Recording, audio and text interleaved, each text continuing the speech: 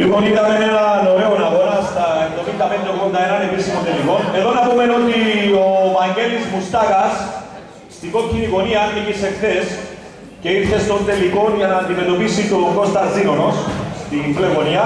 Ο Κώστας, ο οποίος είναι ένας αθλητής με πολλούς αγώνες, πολλές περγαμηνές. Έπαιξε πάρα πολλούς αγώνες, ενώ ο Βαγγέλης ο Μουστάκας, αν δεν κάνω λάθος, είναι η δεύτερη ή τρίτη φορά που παρουσιάζεται. Τρίτη σήμερα. Ένα χειροκρότημα φυσικά για την διεκδίκηση. Αθλητής πρωταθλητής στην κατηγορία 75-81 είναι ο Κώστας Ζήνωνος στην μπλε γωνία από το Λουπίνι. Συγχαρητήρια στον Κώστα.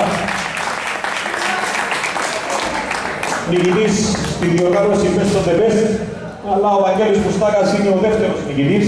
Είναι το αργυρό μετάλλιο, το επίσημο στη διοργάνωσή μας. Ήταν ένας αγώνας